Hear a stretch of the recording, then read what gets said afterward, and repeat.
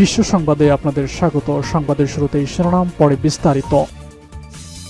শুরুতে জানিয়ে দেব, ইরানের প্রেসিডেন্ট নির্বাচন প্রশ্নবিদ্ধ করার অপচেষ্টা চলছে, অভিযোগ স্বরাষ্ট্রমন্ত্রীর। জানিয়ে দেব, গাজা নিয়ে চলছে আলোচনা, হিজবুল্লাহ প্রধানের সঙ্গে হামাস প্রতিনিধির বৈঠক। এছাড়া রয়েছে ইউক্রেনে জরুরি আকাশ প্রতিরক্ষায় ক্ষেপণাস্ত্র পাঠাচ্ছে যুক্তরাষ্ট্র। এদিকে ব্রিটেনে নিরঙ্কুশ জয় পেল বিরোধী দল লেবার পার্টি, প্রধানমন্ত্রী হতে যাচ্ছেন স্টারমার। সর্বশেষ জানিয়ে দেব, লেবাননে হামলা হলে ইসরায়েলের বিরুদ্ধে যুদ্ধ করার ঘোষণা ইরাকি প্রতিরোধ যোদ্ধাদের। ইরানের প্রেসিডেন্ট নির্বাচন প্রশ্নবিদ্ধ করার অপচেষ্টা চলছে, অভিযোগ স্বরাষ্ট্রমন্ত্রীর। বিদেশি শক্তি ইরানের প্রেসিডেন্ট নির্বাচন প্রশ্নবিদ্ধ করার ষড়যন্ত্র করছে বলে অভিযোগ করেছেন দেশটির স্বরাষ্ট্রমন্ত্রী আহমদ ওয়াহিদি। তিনি এ ব্যাপারে চক্রান্তকারী ও শত্রুদের হুঁশিয়ারি দিয়েছেন। ইরানের প্রেসিডেন্ট নির্বাচনে দ্বিতীয় দফায় ভোট গ্রহণ চলছে। শুক্রবার 5 জুলাই স্থানীয় সময় সকাল 8টা থেকে ভোট গ্রহণ শুরু হয়। প্রথম দফার ভোটে কোনো প্রার্থী 50%-এর বেশি ভোট না পাওয়ায় দেশটির নিয়ম অনুযায়ী এগিয়ে থাকা সংস্কারপন্থী প্রার্থী মাসুদ পেজেশকিয়ান এবং কট্টরপন্থী সাইদ জালালির মধ্যে প্রতিদ্বন্দ্বিতা চলছে। প্রথম দফায় পেজেশকিয়ান 42% এবং সাইদ জালালি 39% ভোট পায়। শুক্রবার 5 জুলাই ইরানের প্রেসিডেন্ট নির্বাচন সংক্রান্ত আল জাজিরার লাইভ রিপোর্ট আপডেটে বলা হয়, নির্বাচনে জালিয়াতির সম্ভাব্য অভিযোগ দৃঢ়ভাবে প্রত্যাখ্যান করেছে স্বরাষ্ট্রমন্ত্রী আহমদ ওয়াহিদি। তিনি নির্বাচনী কারচুপির দাবি শত্রুর চক্রান্ত বলে মন্তব্য করেছেন। তিনি শুধু বাইরের শক্তির ইন্ধনে এসব প্রচার করা হচ্ছে বলে তার অভিযোগ। রাষ্ট্রীয় সংবাদ মাধ্যমকে বৃহস্পতিবার তিনি বলেন, কেউ কেউ যুক্তি দিয়ে বলেছেন, যদি সুনির্দিষ্ট প্রার্থী ভোট না পান তাহলে এর অর্থ নির্বাচনী জালিয়াতি হয়েছে। এই চক্রান্ত শত্রুরা এবং তাদের অনুসারীরা করছে। সরাসরি বিদেশ থেকে এসবের ইন্ধন এসেছে। আমাদের এখন পর্যন্ত ভালো নির্বাচনের পরিবেশ বজায় আছে।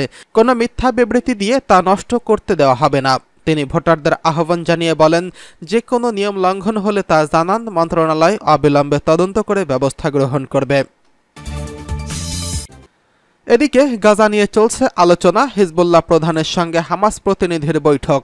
ফিলিস্তিনের ইসলামী প্রতিরোধ আন্দোলন হামাসের পলিট ব্যুরোর সদস্য খলিল আল হাইয়ান নেতৃত্বে একটি প্রতিনিধি দল লেবাননের ইসলামী প্রতিরোধ আন্দোলন হিজবুল্লাহর মহাসচিব সৈয়দ হাসান নাসারুল্লাহর সঙ্গে সাক্ষাৎ করেছেন।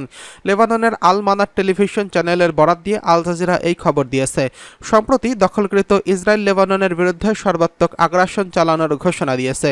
এরপর ইসরায়েলের বিরুদ্ধে প্রতিরোধ অক্ষের মিত্ররা গাজায় সাম্প্রতিক নিরাপত্তা ও রাজনৈতিক ঘটনাবলী নিয়ে আলোচনা করছে এবং লেবানন, ইয়েমেন ও ইরাকে যুদ্ধফ্রন্ট খোলার বিষয়ে আলোচনা হয়েছে। হিজবুল্লাহর নেতার সঙ্গে হামাসের প্রতিনিধি দল কাতারের রাজধানী দোহায় চলমান ইসরায়েল হামাস যুদ্ধবিরতি নিয়ে পর্যালোচনা করেছে এবং হিজবুল্লাহ ও হামাসের মধ্যে আরও সমন্বয়ের প্রয়োজনীয়তার উপর জোর দিয়েছে।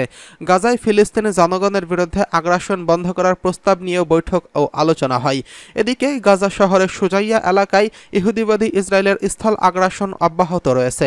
তবে সেখানে কি ঘটেছে তা পরিষ্কার নয়। ইসরায়েল বর্বর সেনারা অ্যাম্বুলেন্স, ফায়ার সার্ভিস কিংবা সাংবাদিকদের ওই এলাকায় পৌঁছতে দিচ্ছে না। ভারী গোলাবর্ষণ ও বিমান হামলার শব্দ শোনা যাচ্ছে। যেই ফিলিস্তিনিরা সেখানে আটকা পড়েছে তাদের সরিয়ে নেওয়ার অনুরোধ সত্ত্বেও ইসরায়েল তার অনুমতি দেয়নি। আটকে পড়া ব্যক্তিদের স্বজনেরা উদ্বেগের মধ্যে রয়েছেন। এদিকে ইউক্রেনে জরুরি আকাশ প্রতিরক্ষা ক্ষেপণাস্ত্র পাঠাচ্ছে যুক্তরাষ্ট্র। ইউক্রেনের চাপে পড়া আকাশ প্রতিরক্ষা ব্যবস্থার জন্য যুক্তরাষ্ট্র দেশটিতে আবারও অস্ত্রশস্ত্র এবং রাশিয়ার বাহিনীকে দূরে সরিয়ে রাখতে সাহায্য করতে দূরপাল্লার ক্ষেপণাস্ত্র পাঠাতে যাচ্ছে। বুধবার পেন্টাগন ইউক্রেনের জন্য 2 স্তরের নিরাপত্তা সহযোগিতা প্যাকেজ প্রদানের কথা আনুষ্ঠানিকভাবে ঘোষণা করেছে। এই সাহায্যের মূল্য হচ্ছে $230 কোটি।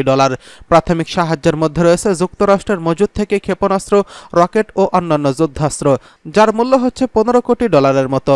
কিছু গুরুত্বপূর্ণ সমরাস্ত্রের মধ্যে থাকছে ইউক্রেনের হাওয়াক বিমান প্রতিরক্ষা ব্যবস্থার জন্য আরও ক্ষেপণাস্ত্র এবং হাই মোবিলিটি রকেট সিস্টেমের জন্য অস্ত্রশস্ত্র। এতে আরও রয়েছে গোলাবারুদ, টিউব লঞ্চ এবং অপটিক্যালি ট্র্যাকড ওয়্যার গাইডেড ক্ষেপণাস্ত্র এবং জেভলিন এন্টি আর্মার সিস্টেম। এই সাহায্যের দ্বিতীয় অংশ, যার মূল্য হচ্ছে $220 কোটি, ব্যবহার করা যাবে ইউক্রেনের প্যাট্রিয়ট ক্ষেপণাস্ত্র সিস্টেম এবং ভূমি থেকে বাতাসে নিক্ষেপণযোগ্য ন্যাশনাল অ্যাডভান্স সিস্টেম ক্ষেপণাস্ত্র। এই সিস্টেম যুক্ত করার পরে চালান দেওয়া হবে। এই সাহায্যের আনুষ্ঠানিক ঘোষণার একদিন আগে যুক্তরাষ্ট্রের প্রতিরক্ষামন্ত্রী লয়েড অস্টিন পেন্টাগনে ইউক্রেনের প্রতিরক্ষামন্ত্রী রুস্তেম উমেরভকে স্বাগত জানান। ওই বৈঠকের আগে অস্টিন উমেরভকে বলেন, ইউক্রেনে এক কঠিন লড়াইয়ে লিপ্ত রয়েছে। ক্রেমলিন আপনাদের শহর ও বেসামরিক জনগণের উপর তীব্র বোমা আক্রমণ অব্যাহত রেখেছে। অস্টিন আরও বলেন, ভুল করবেন না, ইউক্রেন একা নেই এবং যুক্তরাষ্ট্র কখনো তার সমর্থন থেকে সরে আসবে না।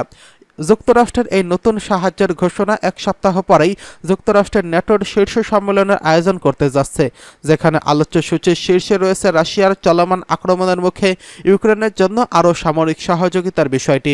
পররাষ্ট্র সম্পর্ক বিষয়ক পরিষদের সিনিয়র ফেলো চার্লস কুপসান বলেছেন, আসন্ন ন্যাটো শীর্ষ সম্মেলনের সবচেয়ে গুরুত্বপূর্ণ যেই জিনিসগুলো প্রদানের কথা উঠে আসবে তা হলো, যেমনটি প্রতিরক্ষামন্ত্রী অস্টিন বলেছেন, সেটি হলো হার্ডওয়্যার, গোলাবারুদ এবং অন্যান্য ধরনের অস্ত্রশস্ত্র যা নিজেদের প্রতিরক্ষার জন্য ইউক্রেনের প্রয়োজনীয় বলে জানা গেছে। কুপচান আরও বলেন, ন্যাটোর শীর্ষ সম্মেলন যদি ভুল কিছু তুলে ধরতে চায় তা হলো দীর্ঘদিন ধরেই অব্যাহতভাবে সাহায্য প্রদান, কারণ মনে করা হয় এই বার্তা হচ্ছে রাশিয়া ইউক্রেনের শেষ দেখতে পারবে না, পশ্চাত্যের শেষ দেখতেও পারবে না। এই মুহূর্তে যদিও রাশিয়ার অবিরত আক্রমণের মুখে ইউক্রেনের প্রতিরক্ষা ব্যবস্থা অসুবিধার মুখে পড়েছে। এদিকে ব্রিটেনে নিরঙ্কুশ জয় পেল বিরোধী দল লেবার পার্টি, প্রধানমন্ত্রী হচ্ছেন স্টারমার। ব্রিটেনের নির্বাচনে নিরঙ্কুশ জয় পেয়েছে বিরোধী দল লেবার পার্টি। সংখ্যাগরিষ্ঠতা পেতে ৩২৬ আসনে জয় প্রয়োজন, কিন্তু ভোট গণনায় এরই মধ্যে প্রয়োজনের তুলনায় অনেক বেশি আসন পেয়েছে লেবার পার্টি। ব্রিটেনে টানা ১৪ বছর ক্ষমতায় থাকার পর এবার কনজারভেটিভ পার্টিকে সরে যেতে বলা হলো। বিদায় নিতে হচ্ছে প্রধানমন্ত্রী ঋষি সুনাককে। তিনি পরাজয় মেনে নিয়েছেন। বিজয় নিশ্চিত হওয়ার পর লন্ডনে লেবার পার্টির নেতা কিয়ার স্টারমার বলেছেন, পরিবর্তন এখন থেকে শুরু করা হলো। স্থানীয় সময় গতকাল বৃহস্পতিবার সকাল ৭টা থেকে ব্যালটের মাধ্যমে ভোট গ্রহণ শুরু হয়, চলে রাত ১০টা পর্যন্ত। এরপরই ভোট গণনা শুরু হয়। এবারের নির্বাচনে ছোট বড় মিলিয়ে অন্তত ৯৮টি রাজনৈতিক দল অংশগ্রহণ করেন। ৩৫টি রাজনৈতিক দল মাত্র একজন করে প্রার্থী দেয়। রেকর্ড ভেঙে এবার ৪৫১৫ জন প্রার্থী প্রতিদ্বন্দ্বিতা করেন। এক একটি আসন গড়ে ৭ জন করে প্রার্থী দেন। ৩১৭ আসনে স্বতন্ত্র প্রার্থী ৪৫৯ জন। ভোট গ্রহণ শেষ হওয়ার পরপরই গণনা শুরু হয়। নিয়ম অনুযায়ী সংখ্যাগরিষ্ঠ আসন পাওয়া দলকে সরকার গঠন এবং দলের নেতাকে প্রধানমন্ত্রী হওয়ার আহ্বান জানাবেন যুক্তরাজ্যের রাজা তৃতীয় চার্লস। দ্বিতীয় সংখ্যাগরিষ্ঠ আসন পাওয়া দল পার্লামেন্টে প্রধান বিরোধী দল হবেন, আর দলটির নেতা প্রধান বিরোধী দলের নেতা হবেন। ৯ জুলাই নতুন পার্লামেন্ট সদস্যদের শপথ গ্রহণ এবং স্পিকার নির্বাচন অনুষ্ঠিত হওয়ার কথা রয়েছে। এবার লেবাননে হামলা হলে ইসরায়েলের বিরুদ্ধে যুদ্ধ করবে ইরাকি প্রতিরোধ যোদ্ধারা। ইরাকের ইসলামী প্রতিরোধ যোদ্ধাদের জোট পপুলার মোবিলাইজেশন ইউনিট বা PMU ঘোষণা করেছে, ইহুদিবাদী ইসরায়েল যদি লেবাননে আগ্রাসন চালায় তাহলে তারা তেল আবিবের বিরুদ্ধে যুদ্ধ করার জন্য প্রস্তুত রয়েছে। গতকাল ফরাসি বার্তা সংস্থা AFP-কে দেওয়া এক সাক্ষাৎকারে একজন ফিল্ড কমান্ড বলেছেন, লেবাননের বিরুদ্ধে পূর্ণমাত্রার আগ্রাসন চালালে হামলার বদলে হামলা হবে। নাম প্রকাশ্যে অনিচ্ছুক ওই কমান্ডার বলেন, এরই মধ্যে তারা লেবাননের সামরিক বিশেষজ্ঞ ও উপদেষ্টা পাঠিয়েছেন। এদিকে ইরাকের রাষ্ট্রবিজ্ঞানী আলী বাইদার হুঁশিয়ারি উচ্চারণ করে বলেছেন, ইহুদিবাদী ইসরায়েল এবং লেবাননের হিজবুল্লাহ আন্দোলনের মধ্যে যুদ্ধ জড়ালে শুধুমাত্র তা লেবাননের ভূখণ্ডে সীমাবদ্ধ থাকবে না, ইরাক এবং এই অঞ্চলের সমস্ত সশস্ত্র সংগঠন ও এই যুদ্ধে জড়িয়ে পড়বে।